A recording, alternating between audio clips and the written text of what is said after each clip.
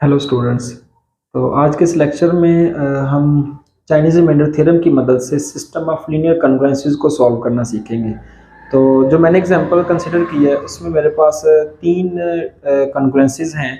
ये सिस्टम बन रहा है, तो हमने इस सिस्टम को सॉल्व करना है। इस सिस्टम को सॉल्व करने का क्या मतलब है कि हमने एक ऐसा एक्स फाइंड करना है जो इन तीनों कॉन्ग्रुएंसीज को सेटिस्फाई करता हो। तो ये क्वेश्चन दो तरह से बनता है। एक ये कि आपको सिस्टम ऑफ कॉन्ग्रुएंसीज दिया हुआ है, तो आप लोगों ने एक्स की वैल्यू फाइंड करनी है जो इन तीनों कॉन्ग्रुएंसीज को सेटिस्फाई करे। दूसरे लफ्जों में ये इस तरह भी सवाल होता है कि एक ऐसा एक्स बताएं जिसको 11 से डिवाइड करें तो 3 रिमाइंडर आए, 19 से डिवाइड करें तो 5 रिमाइंडर दे, और 29 से डिवाइड करें तो 10 रिमाइंडर दे। यानी कि इस तरह के अगर मैं एक्स को 11 से डिवाइड करता हूँ तो जो रिमाइंडर आएगा वो मेरे पास 3 आएगा, और इसी तरह जब x को डिवाइड करेंगे 19 से तो जो रिमाइंडर है वो 5 आएगा, और इसी तरह जब x को डिवाइड करें उसी सेम नंबर को तो 29 से डिवाइड करें तो जो रिमाइंडर है वो 10 आना चाहिए। तो सिस्टम ऑफ कॉन्ग्रुएंसीज के लिए हमने देखा था कि चाइनीज रिमाइंडर थ्योरम ये कहता है कि जो इसका सोल्यूशन होगा वो इस फॉर्म का होगा। तो उस फॉर्म में x नॉट इक्वल होगा x1 n1 n1 star plus x2 n2 n2 star plus x3 n3 और n3 स्टार। तो यहाँ पे हमने 9 टर्म यानी 9 हमारे पास टर्म्स है जो कंप्यूट करनी है। x1 भी n1 भी n1 स्टार भी x2 n2 और n2 स्टार, इसी तरह x3 n3 और n3 स्टार। तो उसमें हमारे पास x1 x2 x3 क्या थे, तो पहले हम इनको देख लेते हैं, फिर हम n1 n2 और n3 को देखेंगे, और इसी तरह n1 स्टार से लेके n3 स्टार तक। तो x1 इस पहली कॉन्ग्रुएंसीज का सलूशन होगा, x2 सेकंड वाले का सलूशन होगा, और x3 जो है वो थर्ड वाले का सलूशन होगा। तो ये कॉन्ग्रुएंसीज की प्रॉपर्टी से हमें पता है कि a जो है वो a के कॉन्ग्रुएंट होता है मॉड n में। क्यों? क्योंकि कॉन्ग्रुएंस की डेफिनेशन ये होती है इनका आपने डिफरेंस लेना है तो इस नंबर पे डिविजिबल होना चाहिए। तो क्योंकि a माइनस a 0 आता है तो 0 n पे डिविजिबल है तो क्वोशंट 0 आता है। तो ये पूरा पूरा डिवाइड हो रहा है। तो इसका मतलब है कि अगर मैं यहाँ पे x की जगह 3 रख सकता हूँ इस प्रॉपर्टी के मुताबिक, तो मेरा जो x1 है वो 3 के इक्वल आएगा, और जो x2 है वो 5 के इक्वल आएगा, और x3 जो है वो 10 के इक्वल आएगा। उसके बाद चाइनीज रिमाइंडर थ्योरम के मुताबिक ये जो मॉड वाली वैल्यूज हैं ये वाली m1 के इक्वल होगी, ये वाली m2 के इक्वल होगी, और ये वाली m3 के इक्वल होगी। और कैपिटल हम किस तरह डिफाइन करते हैं, इन तीनों टर्म्स को आपस में मल्टीप्लाई कर देते हैं इंटीजर्स को। तो इनको मल्टीप्लाई कर लिया, 11 मल्टीप्लाई 19 मल्टीप्लाई 29। ओके, और हमने n1 किस तरह डिफाइन किया था कि m को हम स्मॉल m1 से डिवाइड करेंगे। तो अगर मैं इस कैपिटल m को m1 से डिवाइड करूं तो मेरे पास 551 आंसर आता है। इसी तरह n2 फाइंड करते हैं, कैपिटल m को स्मॉल m2 से डिवाइड करना है तो 19 से कैंसिल होके 319 आंसर आएगा। और इसी तरह n3 कंप्यूट करेंगे कैपिटल m ओवर m3 से, तो 29 से कैंसिल होगा तो आंसर जो है वो 209 आएगा। तो इसका मतलब है कि हमारे पास 6 टर्म्स काउंट कंप्यूट हो गई हैं, x1 x2 x3 n1 n2 और n3। तो जो इस थ्योरम में इस कैलकुलेशन में जो मेन कंप्यूटेशन वाला काम है वो ये स्टार कंप्यूट करना है। तो इन स्टार को कंप्यूट करने के लिए हमें क्योंकि हमारी जो सिस्टम है वो 3 इक्वेशंस पे मुश्तमिल है, तो हमें 3 n1 n2 n3 स्टार के लिए 3 कॉन्ग्रुएंसीज बनाने होंगे। तो पहला n1 star is congruent to 1, similarly ये और सिमिलरली ये। तो अब हम यहाँ पे n1 की वैल्यू हमें पता है और m1 की भी पता है, तो वो वाली वैल्यू हमने इधर रख दी 551 n1 star is congruent to 1 mod 11, और इसी तरह ये वाला कॉन्ग्रुएंस बन गया, और इसी तरह ये वाला कॉन्ग्रुएंस। अब कॉन्ग्रुएंस की प्रॉपर्टीज ये होती है कि जैसे ये यहाँ पे 551 है तो मैं इसको 11 से डिवाइड करूंगा तो जो रिमाइंडर आएगा मैं इस नंबर की जगह वो नंबर भी रिप्लेस कर सकता हूँ। तो जैसे 551 को 11 से डिवाइड करें तो रिमाइंडर 1 आता है, तो इस 551 की जगह पे मैंने यहाँ पे 1 रिप्लेस कर दिया। और इसी तरह जब हम 319 को 19 से डिवाइड करेंगे तो हमारे पास जो रिमाइंडर है 15 आता है, तो इस 319 की जगह पे मैंने 15 रिप्लेस कर दिया। और उसके बाद 209 को जब हम 29 से डिवाइड करेंगे क्योंकि मॉड 29 है, इस केस में रिमाइंडर 6 आता है, तो 209 को रिप्लेस कर दिए 6 से।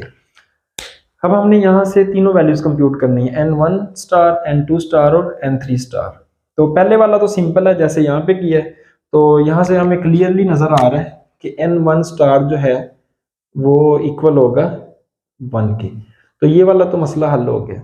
उसके बाद हमने ये दोनों कंप्यूट करने हैं, तो जिनको ये अगर आप गौर करें तो अगर मैं इसको कंसिडर करूं तो ये मेरे पास बनेगा 15n2 star is congruent to 1 और मॉड 19।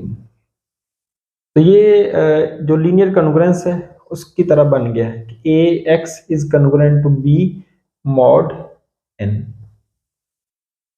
तो क्योंकि 15 और 19 का जो जीसीडी है वो 1 के इक्वल है, तो इसका एक यूनिक सोल्यूशन होगा। तो ये हमने चाइनीज रिमाइंडर थ्योरम के प्रूफ में भी देखा था। ओके, तो इसको कंप्यूट करने का क्या तरीका है कि हमने n2 स्टार कैसे निकालना है। आप लोगों ने डायरेक्ट डिवाइड नहीं करना 1/15, क्योंकि 1/15 करेंगे तो ये इंटीजर नहीं रहेगा n2 स्टार। तो ये इंटीजर फाइंड करने के लिए हमें क्या करना होगा, इस 19 को इस 15 से डिवाइड कर दें, तो रिमाइंडर पहले 4 आ गया, फिर इस 15 को इधर ले आए, फिर ये 12 यानी लॉन्ग डिवीजन करनी है हमने, तो ये 3 आ गया और 4, तो ये हमारे पास 3 आ गया। तो जब रिमाइंडर हमारे पास 1 आ जाए तो आपने वहाँ पे स्टॉप कर देना है।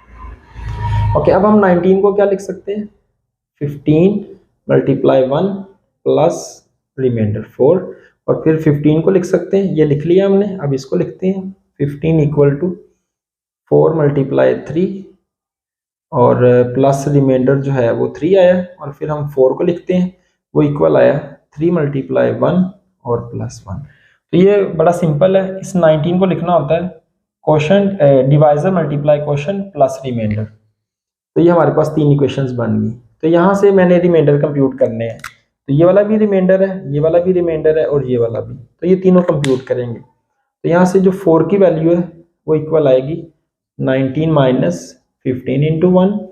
यहाँ से ये 3 रिमाइंडर निकालेंगे, वो आएगा 15 माइनस 4 इंटू 3, और यहाँ से हमारे पास रिमाइंडर 1 है, वो इक्वल आएगा 4 माइनस 3 इंटू 1। अब हमने बैक सब्स्टिट्यूशन करनी होती है। लास्ट वाली क्वेश्चन से स्टार्ट करेंगे, पहले 3 की वैल्यू पुट करेंगे, फिर हम 4 की वैल्यू पुट करेंगे, ठीक है। नो, तो लास्ट वाली क्वेश्चन कंसिडर करें, 4 माइनस 3 इंटू 1। तो पहले हम वैल्यू पुट करते हैं, पहला रिमाइंडर 3 है तो इसकी वैल्यू पुट कर देते हैं, तो ये आ जाएगी 4 माइनस, तो इसकी जगह वैल्यू पुट करें 15 माइनस 4 इंटू 3, और ये वाला 1 आ जाएगा, तो ये इक्वल आ गया 1, 4 माइनस 15 इंटू 1 और minus minus plus 4 into 3, 1 equal to, इन दोनों में से 4 कॉमन आ जाएगा, तो यहाँ से 1 बचेगा और यहाँ से 3, तो ये टोटल 4 हो जाएगा माइनस 15 इंटू 1। उसके बाद 3 वाला हो गया, अब हमने 4 पुट करना है इसमें, तो ये आ जाएगा 1 इक्वल टू 4 की जगह पुट कर दें इसकी वैल्यू 19 माइनस 15 इंटू 1 और मल्टीप्लाई ये वाला 4 माइनस 15 इंटू 1 इक्वल टू, अब 19 को ये 4 से मल्टीप्लाई कर देंगे, माइनस इस 1 को 4 से करेंगे। तो आप लोगों ने ख्याल करना है कि ब्रैकेट्स वालों को ब्रैकेट वाले से मल्टीप्लाई करें, माइनस 15 इंटू 1, यहाँ से 1 इक्वल आ गया 19 इंटू 4, इन दोनों में से जो है वो 15 कॉमन आ गया, तो बाकी यहाँ से -4 और यहाँ से -1, तो ये हमारे पास आ गया -5। तो अब हम अगर पहली क्वेश्चन के ऊपर देखें तो ये हमारा मॉड 19 है। तो जो लास्ट वाली क्वेश्चन बनी है इसके दोनों तरफ हम मॉड अप्लाई कर देते हैं। तो जब मॉड अप्लाई करेंगे तो इक्वल जो है वो कन्वर्जेंट में कन्वर्ट हो जाएगा, और क्योंकि मॉड 19 है, 19 को 19 से डिवाइड करें तो रिमाइंडर 0 आता है, तो ये रकम 0 हो जाएगी, और प्लस ये हमारे पास आ जाएगा 15 इंटू -5, और यहाँ पे आ जाएगा मॉड 19।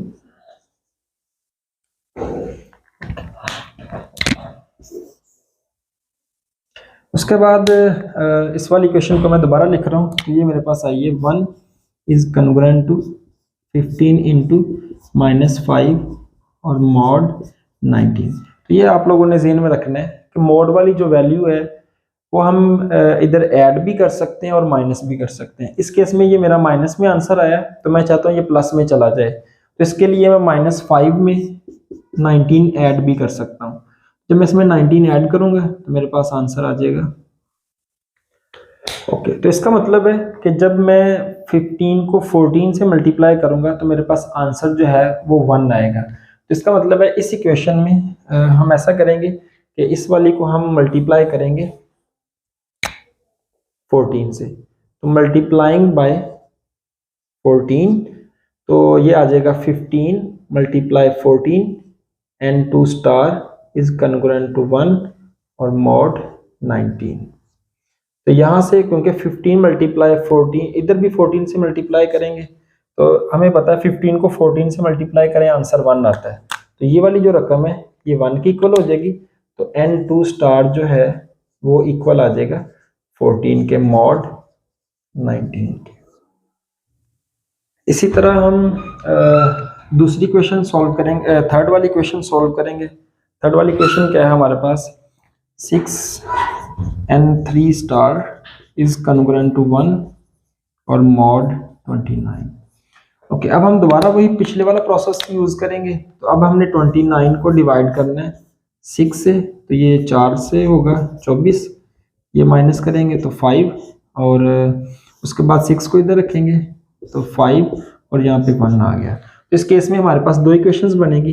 तो पहले 29 लिखेंगे, 6 को 4 से मल्टीप्लाई करेंगे और प्लस ये रिमाइंडर 5, और उसके बाद हम इस 6 को लिखेंगे 5 मल्टीप्लाई 1 और प्लस रिमाइंडर 1। तो यहाँ से सिर्फ दो रिमाइंडर कंप्यूट करने पड़ेंगे। तो जब 5 वाला करेंगे तो इक्वल आ जाएगा 29 माइनस 6 इंटू 4, और ये वाला 1 रिमाइंडर कंप्यूट करेंगे, ये आ जाएगा 6 माइनस 5 इंटू 1। ओके, तो अब हमें पता है कि हमने बैक सब्स्टिट्यूशन करनी है। तो लास्ट वाली इक्वेशन से स्टार्ट करेंगे और इसमें पिछला रिमाइंडर पुट करेंगे 5। तो ये आ जाएगा 6 माइनस 29 माइनस 6 इंटू 4 और फिर ये वाला 1, और 1 equal to 6 minus 29 into 1 minus minus plus और 6 इंटू 4। ओके, 1 इक्वल टू यहाँ से 6 कॉमन आ जाएगा तो ये टोटल हो जाएगा 5, यहाँ से 1 और यहाँ से 4 बचेगा, और माइनस सॉरी इधर प्लस कर लें 29 इंटू माइनस 1। तो अगर हम यहाँ पे देखें तो इस केस में अब हमारा मॉड जो है वो 29 है। तो इसके हम दोनों तरफ इधर हम मॉड लेंगे तो इक्वल जो है वो कन्ग्रुएंस में कन्वर्ट हो जाएगा 6 इंटू 5, और क्योंकि 29 को 29 से डिवाइड करेंगे रिमाइंडर 0 आएगा, तो ये वाली रकम जो है वो 0 की इक्वल हो जाएगी। तो यहाँ पे आ जाएगा मॉड 29। तो अब हमें यहाँ से ये पता चला है कि अगर हम 6 को 5 से मल्टीप्लाई करेंगे तो आंसर 1 आएगा।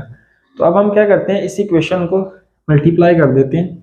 इस वाली इक्वेशन को मल्टीप्लाई करना है हमने, मल्टीप्लाइंग बाय 5। तो ये आ जाएगा 5 मल्टीप्लाई 6, और यहाँ पे n3 स्टार, और इधर भी हम 5 से मल्टीप्लाई करेंगे और यहाँ पे आ जाएगा मॉड 29। तो क्योंकि 6 मल्टीप्लाई 5 1 के ये कन्ग्रुएंट है तो ये 1 हो जाएगा। तो n3 स्टार जो है वो कन्ग्रुएंट आ जाएगा 5 मॉड 29। तो अब हमने सारा कुछ कंप्यूट कर लिया।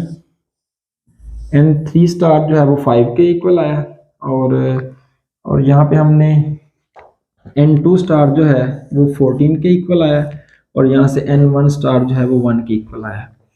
और इसी तरह हमारे पास n1 भी है, n2 भी है और n3 भी है, और अब x1 x2 और x3 भी है। तो बस अब हमने क्या करना है कि इस वाले में हमने वो वैल्यू पुट करनी है इन तमाम की जगह। सो हमारे पास 3 वैल्यूज आई हैं, n1 स्टार 1 आया, n2 स्टार 14 आया और n3 स्टार 5 आया। तो अब हम इसका इक्वेशन का नाम रख लेते हैं। तो इसको इक्वेशन ए कह देते हैं। तो putting all values in equation ए,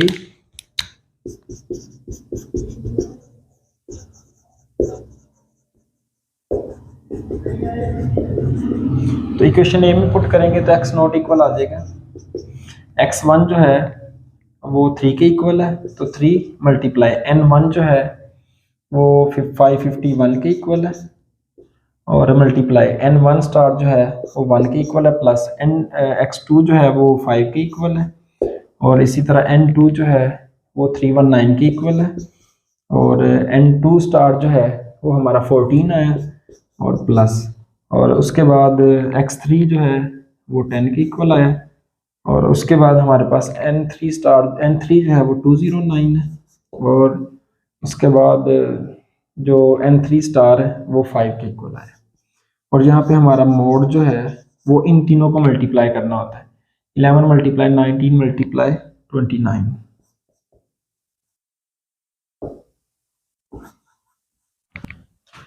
अगर हम इसको सिंप्लीफाई करें तो एक्स नोट जो है वो इक्वल आ जाएगा 34433 के।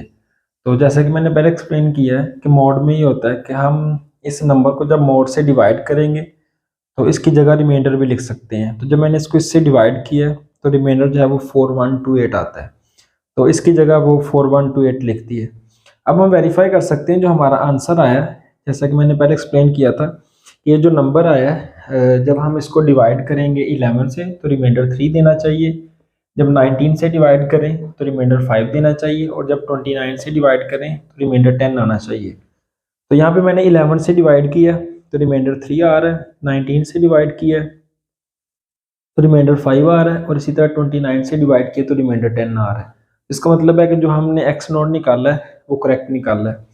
तो इस तरह हम अपना आंसर भी वेरीफाई कर सकते हैं कि जो हमने आंसर कंप्यूट किया है वो हमारी इस कंडीशन को सेटिस्फाई करता है कि नहीं करता।